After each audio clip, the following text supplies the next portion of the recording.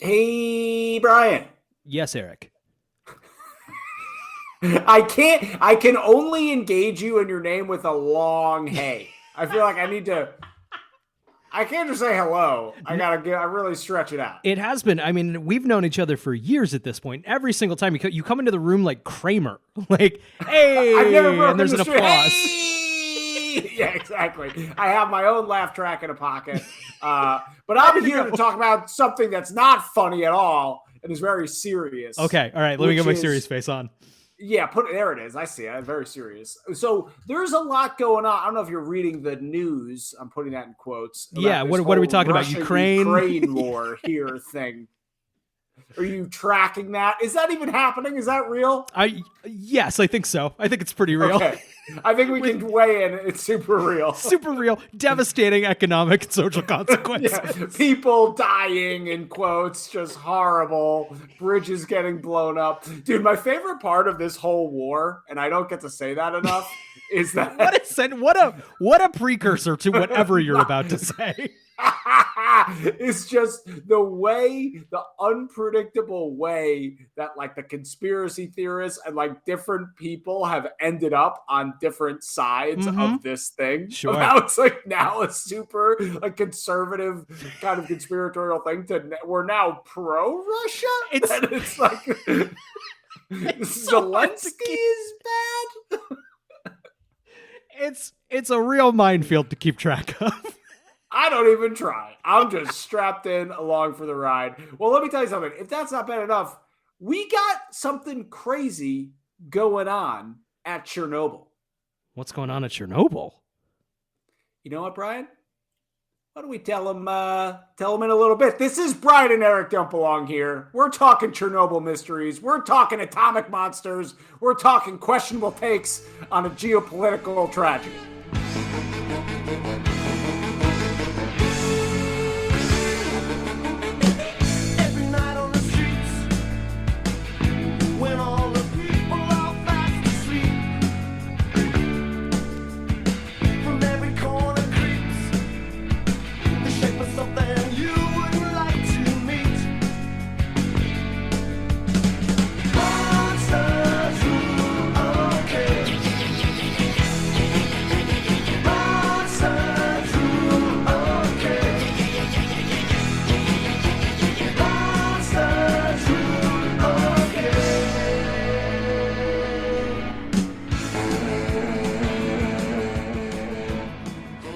What's up, everybody?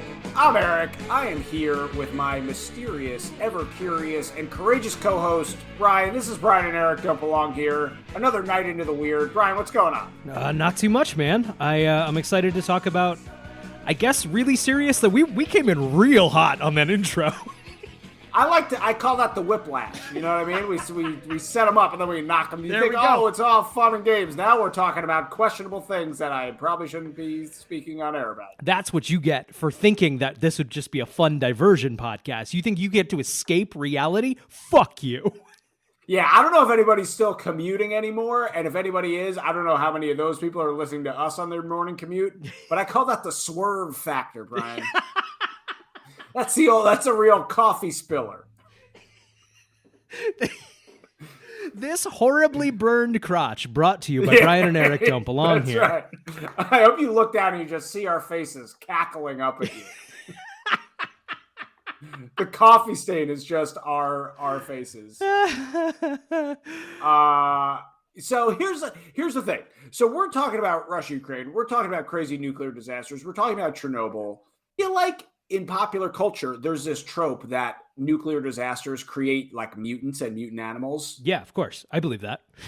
But you don't see it that much. Like, I feel like it doesn't actually come up that much in reality. Like, I think of The Simpsons, like three-eyed fish. Well, Brian, we've got a story tonight of an actual atomic mutant spawned by the disaster of Chernobyl. It's real, baby. It's in the dailymail.com. Oh, good. The most reputable of the news sources. You've got the Gray Lady, the LA Times, and the dailymail.com, I think, are the top three U.S. press outlets. I thought Daily Mail was I thought it was UK. I thought that was a co.uk. I think it is. We're talking international here. I'm talking worldwide rankings. It goes Gray Lady, aka the New York Times for you Philistines. I was going to say, what about the New York Post? True. That's actually, I will say, best headlines, most consistent, amazing headlines of all times. I feel like New York Post has. It's whenever I see a headline and just go, Jesus Christ, it is usually the New York Post, baby. My favorite one of all time, not just the headline, but the actual cover page, was when there was that crazy. Do you remember back in the day, there was that crazy like astronaut scandal where that one astronaut lady was having an affair with the other one, and she like wore diapers to drive 24 hours to like confront this guy. I didn't remember anything except the diapers. Yeah. The diapers really sticks with you. I don't even remember the headline, but it was just the front page was just a rocket, but the rocket boosters were two like vodka bottles upside down because there was some alcohol. New York Post, baby. They got him. They got him again. Founded by Alexander Hamilton. Was it truly? Yeah. Yep. Amazing. What a legacy. What a legacy. What a legacy. Well, I wish they had written this headline because this headline is not clever at all. It's just straight to the point. It is Chernobyl is spawning mutant, all caps, frogs. Bizarre black amphibians are spotted near the nuclear plant 36 years after its catastrophic meltdown. And they clarify, eastern tree frogs are meant to have bright green skin. Okay. But scientists working near Chernobyl have found many with black skin. Yo. They think the dark skin may have helped them to survive the exclusion zone. Huh. Okay, for hypothetical idiots out there who, I, of course, know everything about Chernobyl. I watched the HBO miniseries. What is the exclusion zone? I'm going to say, I don't know. I haven't read that far into it. I'm guessing after the disaster, they draw some kind of radius around it where it's like, don't go in here. Sure. Because we got radiation happening. I'm pulling up of course, a dusty tome here. I'm pulling it off of a shelf here down beneath the stacks, beneath the New York Public Library. I have here the Chernobyl Exclusion Zone. Most of the books here are just printouts of Wikipedia. It's a very expensive binding process. The Chernobyl nuclear power plant zone of alienation. Fuck. That is a good name. That's great. Is an officially designated exclusion zone around the site of the Chernobyl nuclear reactor disaster. Tell me what it is, though. Let's see. An exclusion zone is a territorial division established for various case-specific purposes. Okay, so exclusion zone is a blanket term. This is specifically an exclusion zone because you're going to turn into a fucking frog person. I feel like I think that's what we can read between the lines and say that definitively for sure. Yeah. If you will to turn into a frogman. Yep. A frogman. That's where they come from. That's where they're born. I feel like I need my own exclusion zone. Maybe I have one. Just a known don't. I mean, this radius. This is an awkward place to tell you about it. That I have drawn a perimeter around you where people are not allowed to go. That explains everything. I've been alone for 10 years. We've been doing this podcast remote since before the pandemic. Yep. Nope, I really set that up. That was honestly a responsible move. Yep. I know. Oh, I know. Let me tell you this. So it looks like crops growing 30 miles outside of Chernobyl are still contaminated with dangerous levels of strontium. Okay. Which I don't know what that is, but it's not good. Almost half the grain analyzed by scientists in Ivankiv, about 30 miles from the power plant, showed strontium 90. This is what it reads. I'm guessing this is a typo. 90 far above recommended levels. Maybe that's percent. I don't know what strontium is. The point is these frogs are deep in this zone and they're coming out the wrong color. Okay. And is that the only symptom is that the only difference that we know? This is a very disappointing article. They're just like a nice jet black. Otherwise, they seem fine. They're the same size. They don't glow. They are not fighting crime yet. That's important yet. I mean, I feel like this is the closest we're going to get to a Teenage Mutant Ninja Turtle situation, right? Yeah, we're a couple years out. Who knows what could happen? Right? They haven't met a rat to teach them ninja stuff. What is give me the rundown again on the TMNT how do they become super turtles? Let's see. The Teenage Mutant Ninja Turtles were exposed to their various different origin stories, but the basic broad gist is they were exposed to TCRI ooze through some sort of chemical spill within the sewers, and then became cool radical dudes with ninja fighting powers. That's a good turn of events. Normally, I feel like you just get cancer and die. Right. No, I think in that scenario, I think Teenage Mutant Ninja Turtle is best case scenario. Well, what about in the cartoon? It's different in the comics, but in the cartoon, Master Splinter was a human man who was living in the sewers, as you do when you're in hiding from a ninja clan from Japan. That makes sense. But when he was exposed to the ooze, he turned into a giant ninja rat. That's very interesting. He went from man to rat, and the turtles just went from turtles to man turtles. You got it. Interesting. We should do a show on the mole people. I know nothing about the mole people, but I'm definitely in. Bro, there's a literal, I don't know if they still exist, but there was a documented kind of thriving community of people living in in abandoned sections of the New York subway system. Like a subterranean community underneath New York. Shut up. Are they still? No, super real. Are they still around? I feel like maybe during COVID, even more. I would go down there, take refuge beneath the mean streets. I guess if I don't know if this should be its own show, or should we just dive immediately into 20 secrets about the mole people living beneath New York City's tunnels? You know what? That same link came up number one for me, and I think the beauty of our format, Brian, is we could just go where the wind blows us, baby. You're saying we should do a show about mole people? Does that mean tonight? Yeah, this show about mole people? This one right now? This is from thetravel.com. Do you want to take this, or should I? Brian, dive in. I think this is you. There are more than 2,000 people living underground in New York City. I'm reading directly from thetravel.com. There are a staggering number of homeless people in New York. Some believe that more than 60,000 are living in the city without a home. There are reports of 2,178 homeless living underground in New York, but the number could be much higher. I mean, that makes sense. Obviously, the city has a giant homelessness problem. Yes. And I guess it makes sense. Yeah, I feel like you would. It's the most it's maybe in some ways the most sensible option. You have shelter, right? You're shielded from the element. No one's going to bother you. No one's going to kick you while you're asleep or whatever. Right. I mean, assuming these communities are cool. I don't know what it's like in these. Maybe we'll find out. Number 19, they are living under some of the most popular parts of town. The mole. I wonder how they feel about the mole people designation. I was gonna. I feel like it's kind of cool. I'd lean into it. Yeah, I'm a mole guy now. Right. Are living under popular parts of the town without the people who are walking above even knowing they are there. They travel under the cover of darkness as not to be evicted from their underground homes by authorities. Mole people occupy forgotten sections of the subway, like Track 61. I don't know Track 61. Sounds cool. Numerous sections of New York's subways are abandoned. Some tracks like Track 61 are no longer in use. Instead of being cleaned out, though, they conceal old rail cars and things deep beneath the city. I gotta say, thetravel.com, we're really stretching these facts out to just sentences.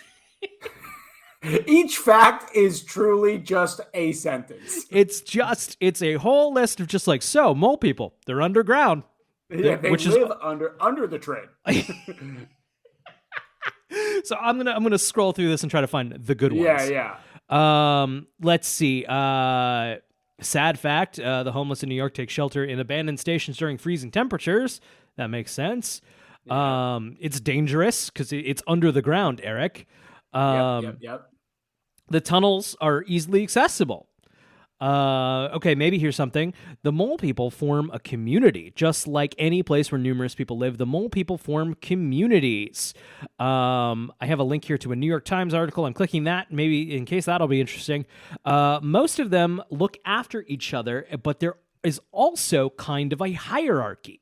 Most of them are very territorial over the section of the tunnels where they live. After all, it is their home. That makes sense? Do you think there's like a mole king? Oh, God, I hope there's a mole king. There's got to be a mole king and or queen. You know what I mean? Right.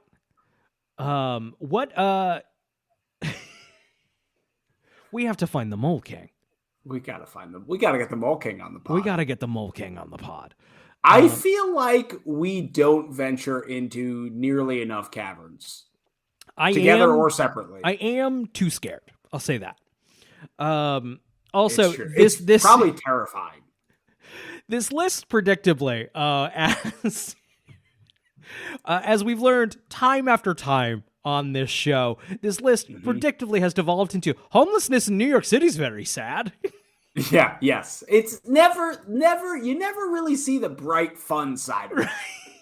It's like even like finding a mole king. Oh, great. That would be very sad. Yeah, exactly. Yeah. The mole king suffers more than all of them combined. I have a fun one, number 9. Okay. They use light that shines through air circulation vents to read. The travel.com. Yeah, thanks travel.com. That's a little light tip. Did you know if you're in the dark, if you find some light, you might be able to read by it?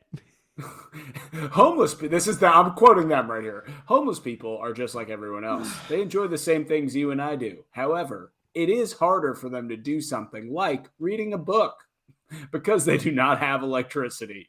So instead, they use the light that comes in through ventilation grates. They're really stretching these. This is, like I said, this is just about, these aren't about a special mole community. This is the homelessness is very sad. Exactly. Yeah, I feel like they're confusing the mole people with just the normal homeless people who live in the subway stations. Right. I think this is a different thing. Right. I'm talking community. I'm imagining a community of people who live in the sewer, in the subway, in abandoned, which I guess I don't know. Man, mole people might be a dead end. I think it's real. I think there are people living in, like, not on the trains, not on the in the stations, but in abandoned subterranean tunnels. I have a fun, and here's why thetravel.com has a helpful hint as to why these communities may still be around. The city is trying to clean up the tunnels, but they are so large. That's number 6. Thanks, The Travel. Thanks to travel.com. We're going to throw you on our paranormal source list. This is like really they're digging deep. This is good journalism. They are too big to clean out. Oh my God. Throughout the years, the city has made efforts to clean sections of the subway tunnels. However, the task is so vast that many abandoned areas remain untouched, especially the parts of the system that are no longer in use. As the saying goes, out of sight, out of mind. Oh, boy. Oh, brother. Switching gears from the mole people real fast. Speaking of supernatural things, last week we talked a lot about the Dogman, the Michigan Dogman. I did, Eric, welcome to a new segment on the show called, excitedly, Dogman Update. I think we need to go further. I think we need to go more niche and just become a Dogman podcast. We're the Dogman pod. If you can't see me, which you can't because you're listening to this, I'm holding onto my socks right now. Here's the thing. There are several Dogman podcasts, and I think they're way more successful than we are. Oh, yeah, for sure. Almost for sure. You got to find your niche. That's right. Podcasting 101. We're too broad. We're just everything. Like, weird stuff. That's fucking anything. We got to get real into Dogman. But so last week, Pop Gothica commented on our the YouTube posting of last week's episode, which I invite anyone to do. Say, if you listen to the episode on YouTube, say hello. Do you think Sammy K-Bop is cool with that? Sammy K-Bop's also here. They seem to be Pop Gothica and Sammy K-Bop appear to be living in harmony in the comment section. I love. That's what we like to see. Right. That's what we love to see. Do you think Sammy K-Bop has been scaring away other commenters? Is that what you're accusing very loyal listener Sammy K-Bop? I would never say anything about a human being who has commented on every single video that we've ever released, for good or ill. Encouraging, vaguely threatening. I don't know. I don't draw these boundaries. Thank you, Sammy K-Bop. You keep us going. But Pop Gothica says, when I was about 12, I saw the Dogman. Had no idea what it was because I'm not a Michigan native. But the two people who were with me, one was a local adult and the other was my father, who is not a local, and they both freaked out. I've seen bears, and it did not look like a bear. It really did look like a wolf standing up with messed up legs and massive hands. And it was standing about 10, 15 feet from us on the edge of the woods. It looked at us, paused for like 30 seconds, and then booked it into the woods. Wow. That's a Dogman sighting. Wow. I don't know. That's crazy. It's, oh, man. I like how they address the bear objection. That's the thing. Am I 100% convinced it wasn't a bear? I don't know. Yep. But I feel like the hands are really, because a bear has just obvious paws. Right. I feel like that's the werewolf, the dog, but like you have furry human hands with fingers. Right. Pop Gothica also mentions standing up with messed up legs. I don't know if that's kind of like those dog like haunches. Yeah. Which is, and I'm assuming this is Michigan. They mentioned that they're not a Michigan native, so I'm taking that to imply they are in Michigan when they see this at 12 years old. But weird, man. Who knows? Maybe there is a Dogman out there. I will say, as a light criticism of this comment, I feel like you don't have to be from Michigan to see a Dogman and be like, "Hey, that's a dog that looks like a man." I do think that generally, if you're not from Michigan, you have Dogman blindness. That's true. I have heard that. I don't know what percentage. It just looks like a big dog. It's not everyone, but there is a percentage of like very real. Let's really take this time to raise awareness for Dogman blindness. It's like the cilantro tastes like soap crap. Yes. Who, you know what? I'm going to take a stand here. Those people, they're being babies. Cilantro's great. You're an idiot. This is where I really like this. This is what I'm going to finally get canceled over. I don't think that's real. I think that's just what cilantro tastes like. Is that, you think it's just a folk illness? Yeah. I fully think that. Hell yeah. I stand with you. I'll die on that hill with you. It's a little, you remember the dress? The blue-black dress that like is white gold. It is whatever color it is. But yes. Like, so you just, I could when like stare at it and kind of like flip it in my eye, if that makes sense. I could make it. I could see it as either way. It could be whatever you want. Yeah. Right. And you know what? I think cilantro could do the same thing. I think you're being a baby. Cilantro's great. Put it in everything.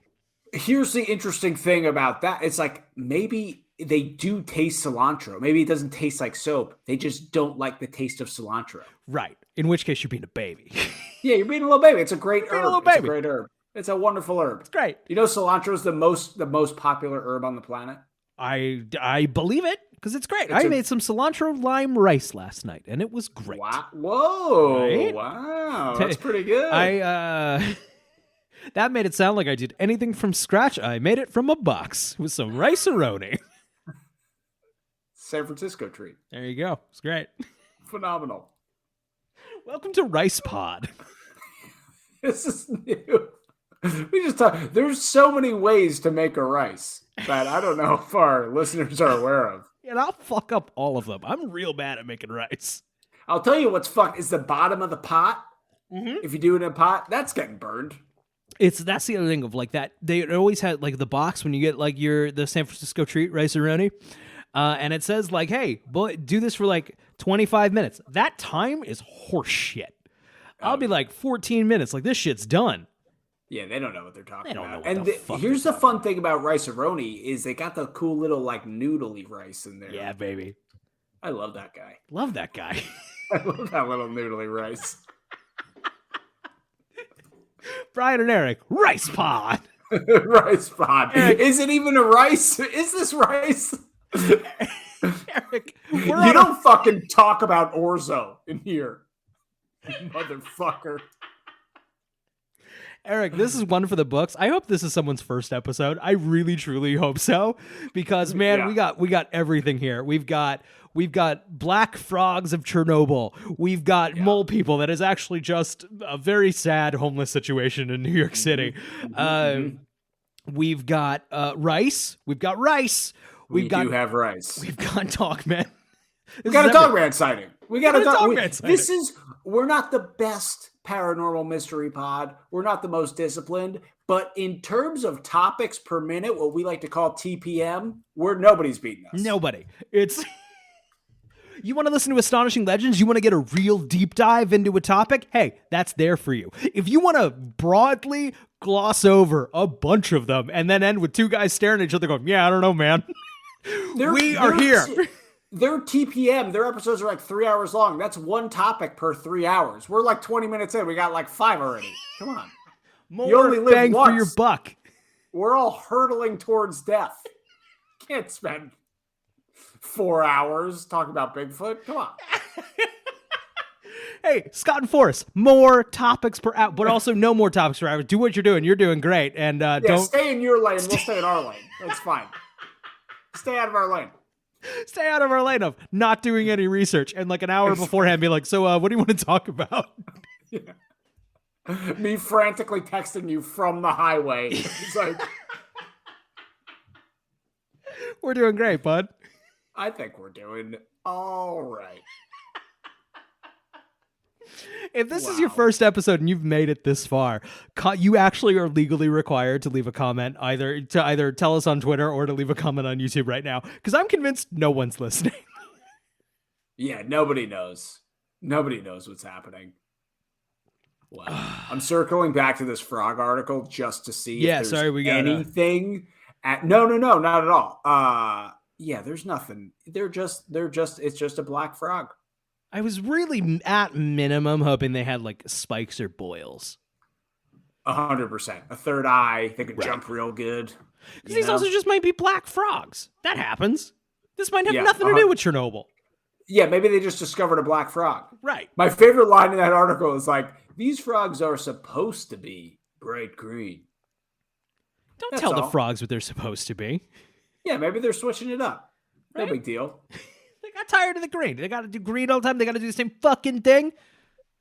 It's a new kind of frog, or new world, new frog. New world, new frog. I think we can put this one to bed. I don't need, very misleading. I rate this headline 3 out of 10. I don't even know that this is a mutant. New York Post would have had the gall to lie.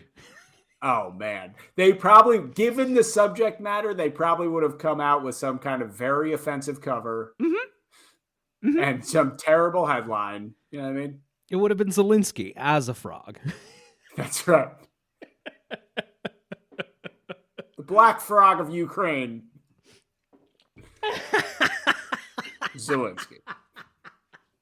I don't know. There's no wrap up there. We're spitballing out We're here. spitballing.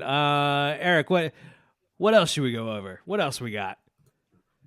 Do we want to talk about the Amazing Kreskin? Oh, I did find some stuff about the so what do you know about where do we start on the Amazing Kreskin? How much can we reveal? I think everything we have, we should. Can we talk about our experience at Paracon? I think we absolutely should. So basically why I maybe wanted to talk about the Amazing Kreskin is, and I want to say, I say this with nothing but joy in my heart. I fear that someone might listen to this and think I'm making fun of the Amazing Kreskin in any way. This is just absolute joy of this discovery. But I found his YouTube channel. He posted about his latest YouTube video, which is the Amazing Kreskin reviewing the original Hocus Pocus, the 1993 film, not the one that just came out, the original one. Incredible. And he has a 5-minute, 19-second video of him in front of his camera just reviewing Hocus Pocus, and I think that's great. So that led me to his full channel, which has listen to these video titles. The Amazing Kreskin wants to meet Adam Sandler. The Community movie is finally coming. The Amazing Kreskin joins Nickelodeon All-Star Brawl?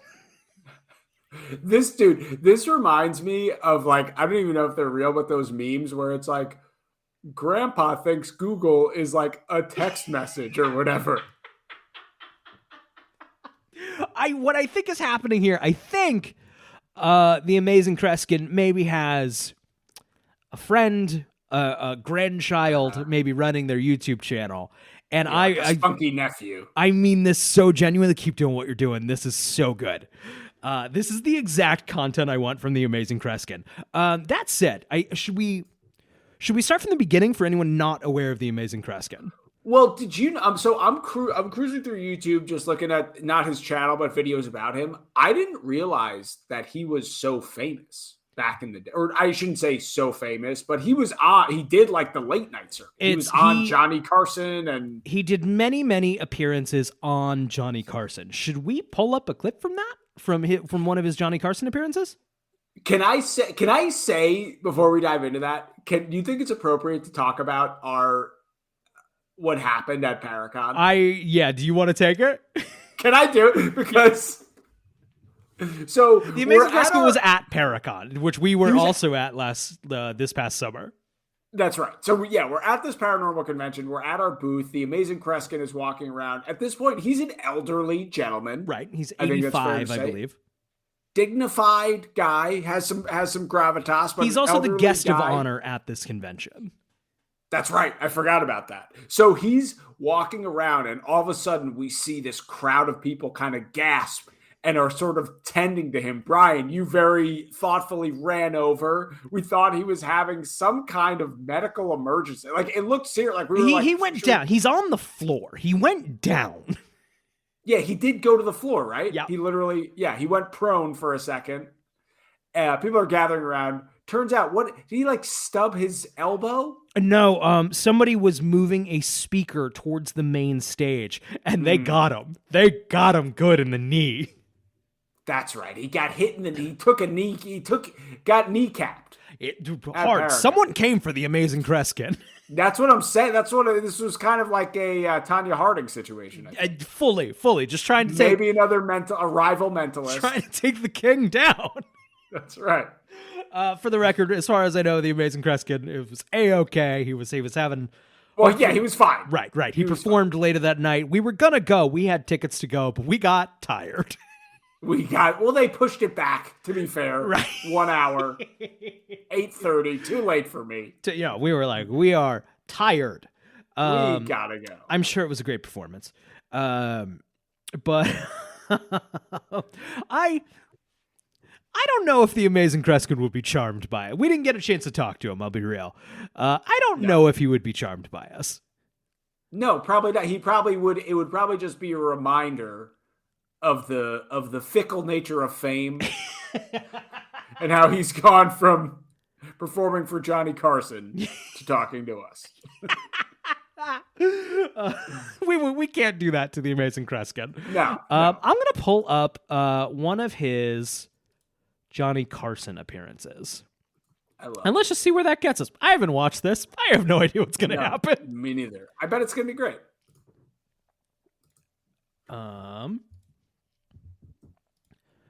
Have you watched much Johnny Carson?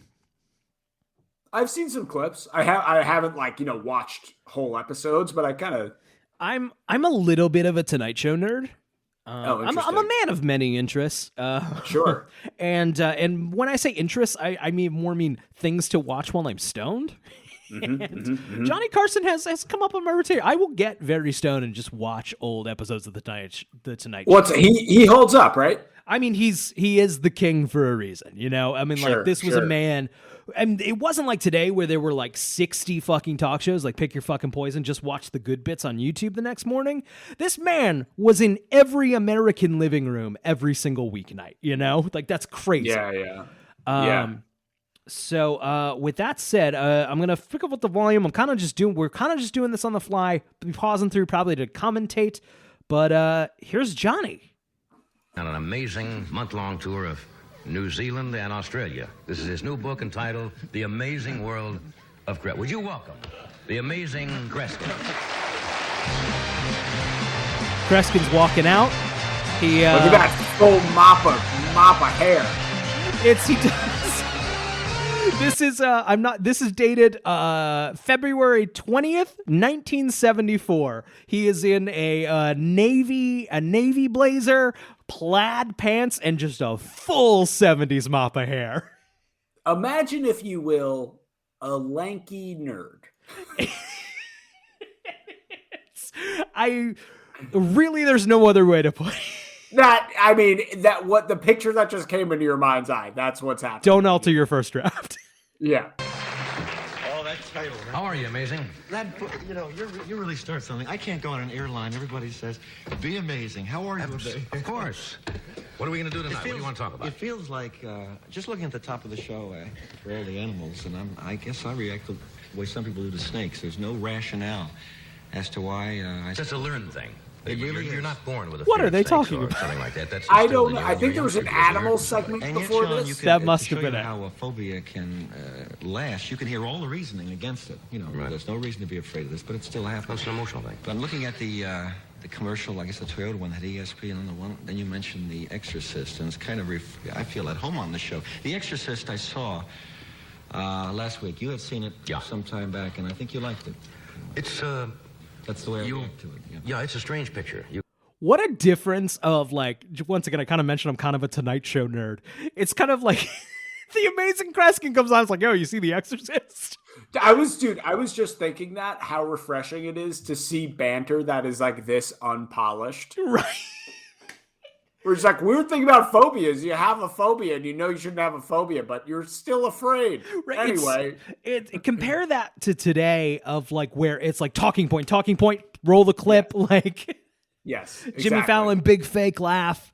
It is refreshingly like, what the fuck are you talking about? Yeah, like a little, like not awkward. Right. I like in the beginning when he's like, everywhere I go, people, I'm amazing this, and Johnny's like, all right, let's talk real shit. How do you feel about snakes? Yeah, exactly. I'm gonna skip ahead here because this is let's see, he's still sitting down. I believe he will do a bit. So the Amazing Kreskin, we didn't actually say, is a American mentalist, which it's worth noting he's not a psychic. He, I believe, fully says he is an entertainer first and foremost. He's not a psychic. He does not have supernatural powers. He is a performer. I think he would consider himself closer to a stage magician than a wizard. For sure. Yeah. I do believe he credits hypnotism and powers of suggestion, however. Okay, so Johnny and The Amazing are moving towards the curtain. I believe Kreskin is going to do a bit. The 5 minutes. Come on forward, folks. Would you join us? Glass of white wine for me. Do you want to know the secret? We've gone to a making commercial. A great podcast. I love an ad. I love an ad inside of an ad. I think Riverside FM has to pay us for that. I think that was an ad. Yeah. Would you form in partners, please, opposite each other at the table? So they've got like a bar set up. Couple. Would they come down? And come on down and stand up. They Kreskin is they've got a bar set up. There's a handful of people here. There are glasses. John, come on over here. The old idea of the Ouija board was that it was a wooden piece, on a board. Well, that's a commercial thing. In France, for centuries, they did it with a glass and a goblet. Now, one last thing, and I think John was wise to bring it up. We don't know each other, folks, in any way. I met you 5 minutes before the show, and I haven't asked you to play along. That's one thing important. All right. Well, if he said it, I believe him. He has. I was gonna say. He did stumble a little bit with some glasses. I wonder if that's a bit, if that's part of it. They put the first finger of their dominant hand on the glass. Would each of you do that? It'll take maybe in the beginning about 8-9 seconds. Everyone's putting their fingers on the bases of the glass. Deliberately in any way. You're smiling. You tell me what's happening. It's jumping around. And you're not doing this deliberately, are you? You give me They your are word moving. of honor that you're not doing The it glasses are deliberately. moving. John, you can ask them anything you want. As it gets near the edge, all I can ask you to do is take your fingers off or you're going to have a crash. Take your finger off, please. Are you sure you ladies are not pushing that? No, we're You're not. just touching it. Right. All right. Do it again. Put your finger on. Now, don't try to move it. Don't try in any way.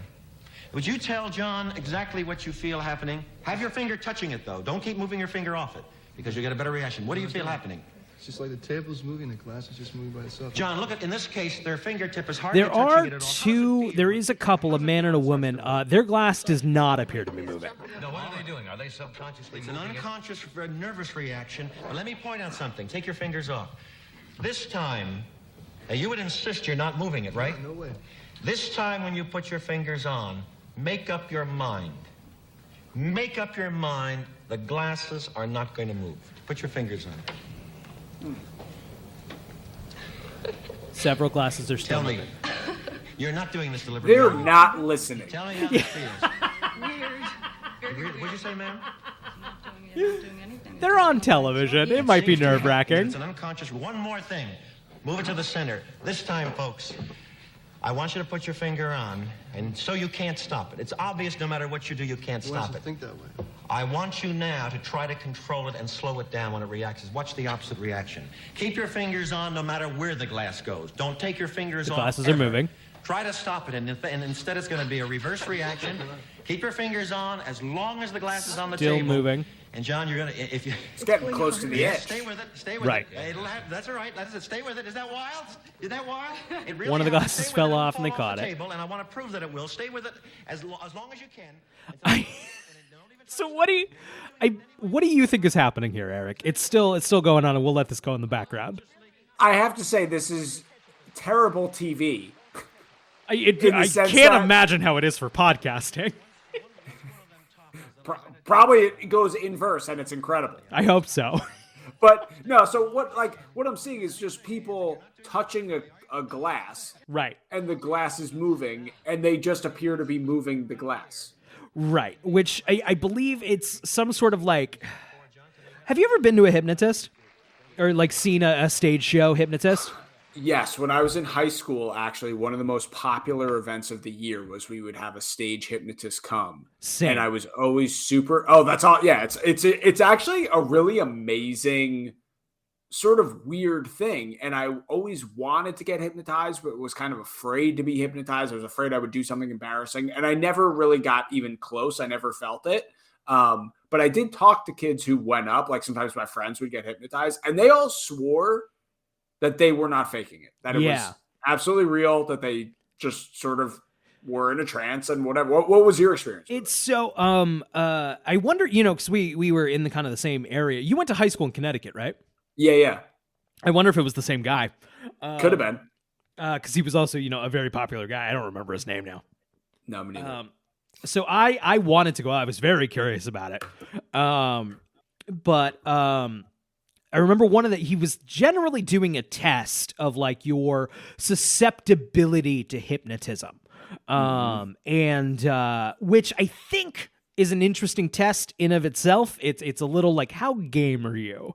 Yeah, 100%. But there was this test of like, he had everyone hold their fingers apart, kind of at the, like, put your fingers together at the knuckles, hold them apart. And he kind of had you close your eyes and described like imagining a magnetic force was like pulling your fingers together. That happened for me unambiguously. Like just, that's crazy. That's interesting. Unambiguously felt my fingers snap together, like a magnetic force between them. Like literally, like you did not have control at that point. At least in like, that moment, right? Realistically, if that's as sold as I've ever been on hypnotism, of like clearly it was just susceptibility, and that's all like hypnotism, I guess, is. Yeah. But whatever it was in that moment unambiguously worked on me. I was not called up to be part of the show. That said, you know, I had several friends who were, and I will say, you know, and they similar to you, like they were not faking. They did some silly stuff. I will say all of them were hams. You know, they were all guys who liked attention and liked to ham it up. Which makes me wonder how much of it was like, how much of it is kind of like being drunk almost. Of like when I'm drunk and like being goofy, I don't necessarily not think the thing I'm doing is being goofy. I'm just like, I don't care that I'm being goofy. You know? Yeah, what I you're mean? more open. The thing I've always read about hypnosis is that, and I don't even know if this is true or just a comforting thing they say, is that you never do anything under hypnosis that you would not do under your own free will. Kreskin says the same thing. That it doesn't, you can't be like hypnotized to like kill yourself or anything. Like, exactly. Just, which is like interesting. My brother did it once, was part of that show one time. I don't remember much about it. I think he did ballet. But once again, my brother's kind of a ham and, you know, loves to like, ham it up. I remember in the show I saw, which was really interesting, was this kid who was, his parents were Korean. He was born in the States, but he spoke Korean. And they did an age regression thing. Okay. And they regressed him to a point where he no longer spoke English. Interesting. That he was only speaking Korean because that's what he grew up speaking as like a really little kid. Yeah. Which is just super interesting. Obviously you can fake that. Yeah, it's really cool. It's really neat. I mean, the one thing I've heard about it is there is medical hypnosis. So if you're allergic to anesthesia or whatever, like they literally have a hypnotist, like a medically trained hypnotist who will put you out during surgery so that you do not perceive pain, which is fucking crazy. That's a thing.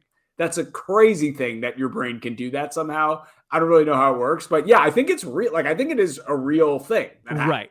I can only vouch for pretend your fingers are magnets. They snap together. Like, was it scary or was it just like, I would say it was certainly shocking. I was not expecting it to be that. I can like, like photographically remember that moment because it was so like shocking to me. Because I'd kind of gone in there not really believing in it. And like, it was very funny that moment happened. That's crazy.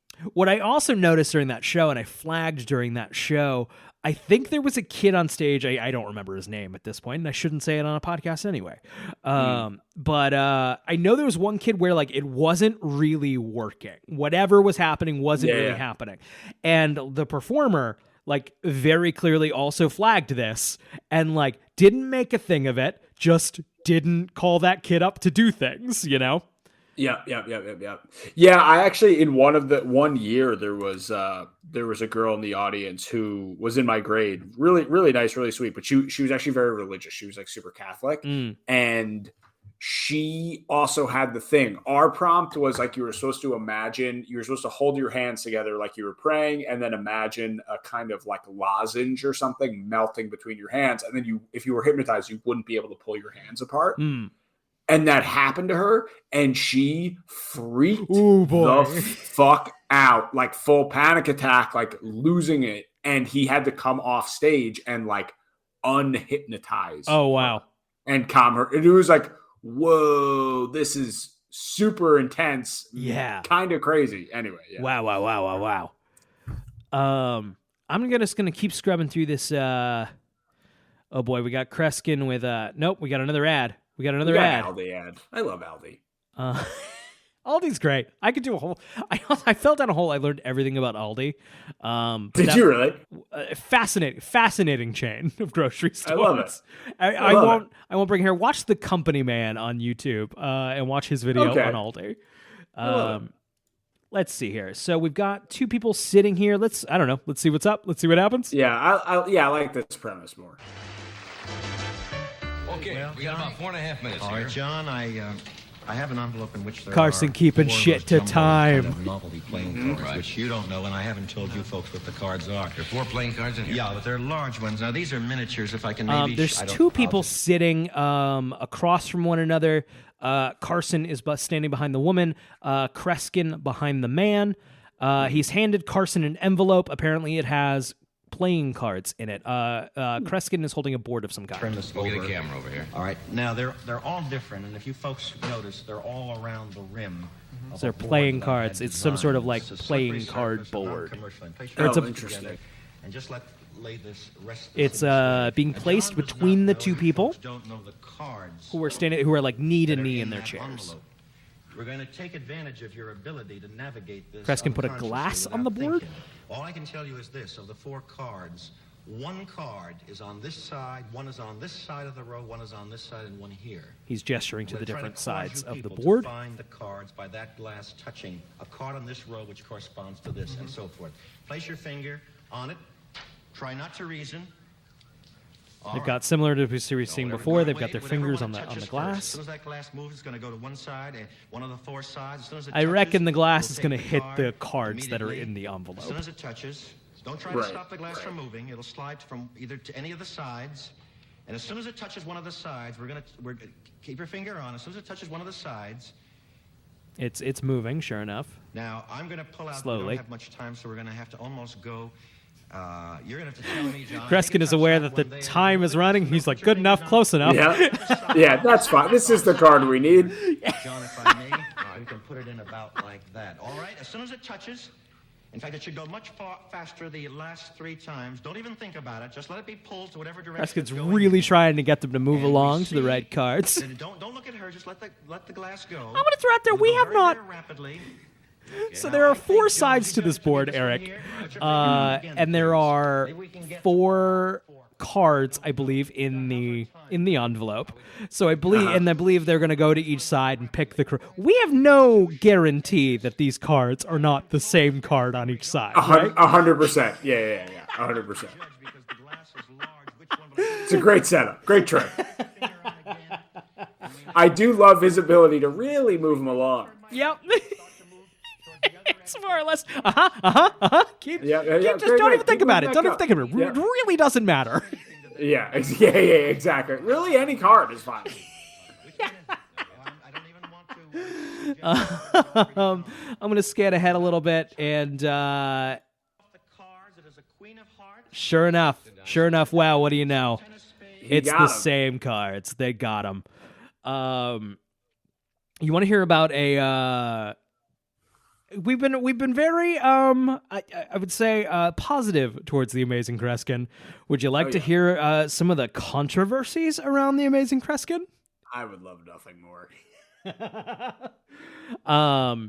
Okay, get this. I'm reading directly from Wikipedia here. In 2002, Kreskin made a prediction that there would be a mass UFO sighting over Las Vegas on June 6th between the hours of 9:45 p.m. and midnight, and it would be witnessed by thousands of people.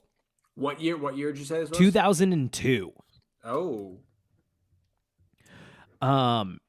So he also said that if there were no sighting, he would donate $50,000 to charity.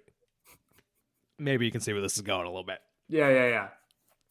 Hundreds of people camped out that evening, and no sighting occurred. So on June 8th, Kreskin appeared in the opening segment of Coast to Coast AM radio, hosted by Art Bell, to explain what had happened. Bell read Kreskin's press release over the air to the effect that the sighting prediction was a total fabrication in order to prove people's susceptibility to deception post 9/11. Kreskin claimed he was concerned that a terrorist, with the skills of a mentalist such as himself, could pull a similar stunt involving something much worse. He stated that the predicted sighting was only a, quote, experiment.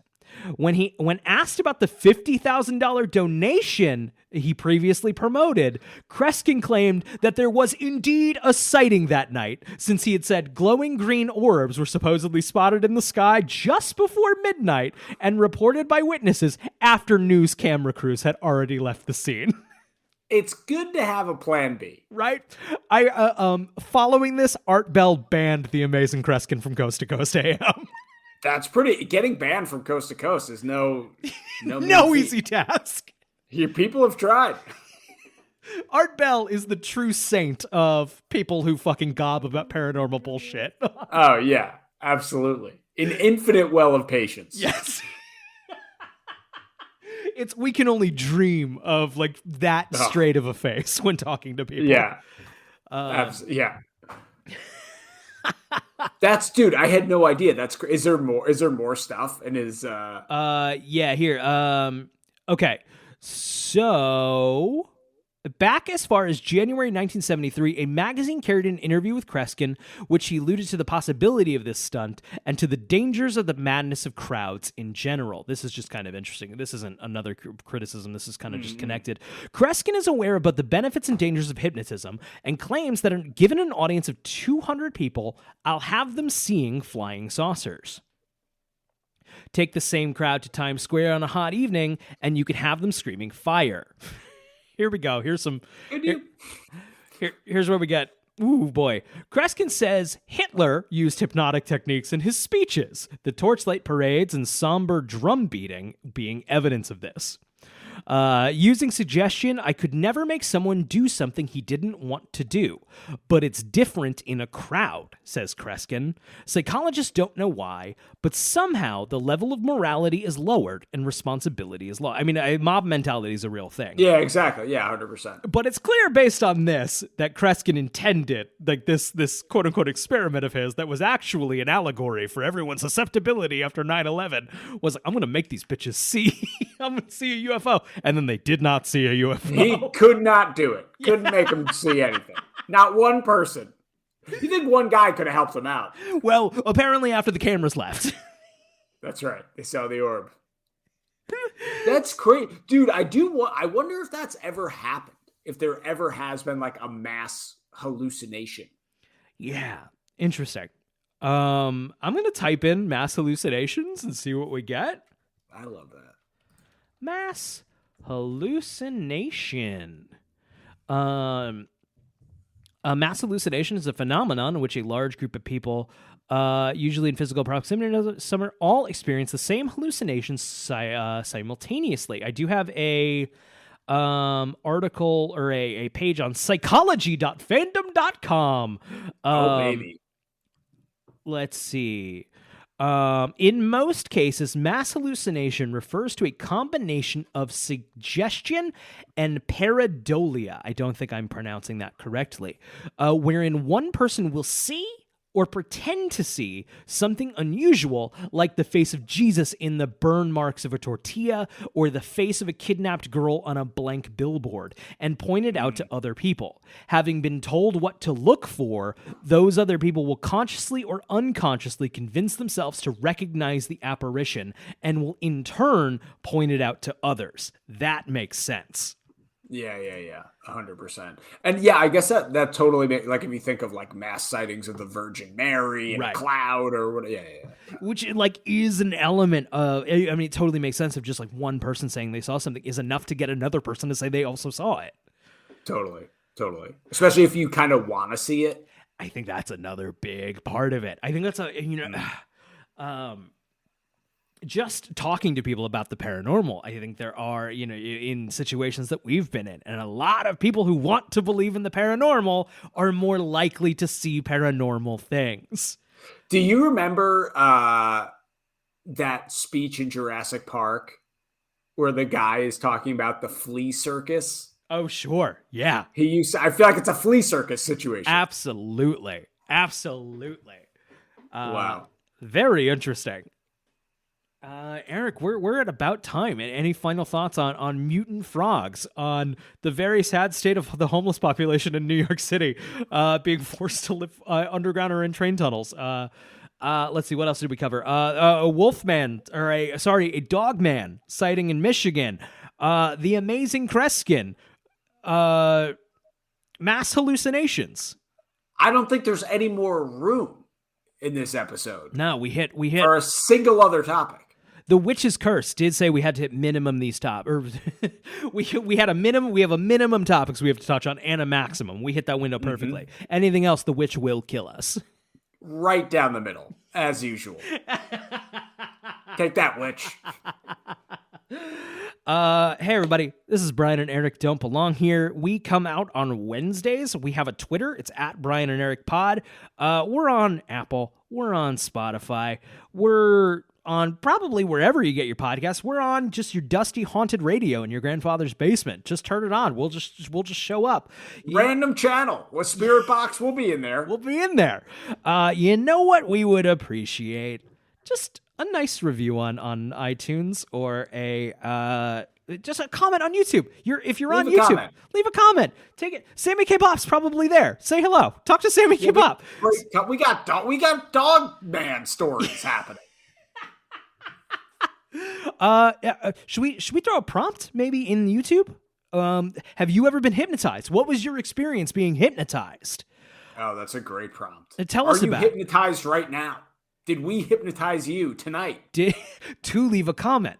And that's right. So here's the thing. If there are no comments, this will just be embarrassing. We'll just be really embarrassed.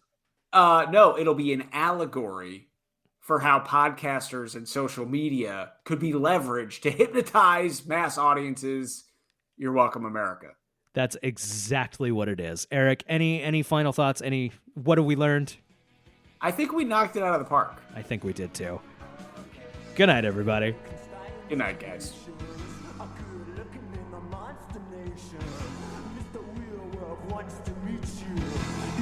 For the moon to greet you, Sister Snake with a poison touch, wants to catch you in a midnight crush. Got a friend you know you can trust. He's a fiend and he's one of us.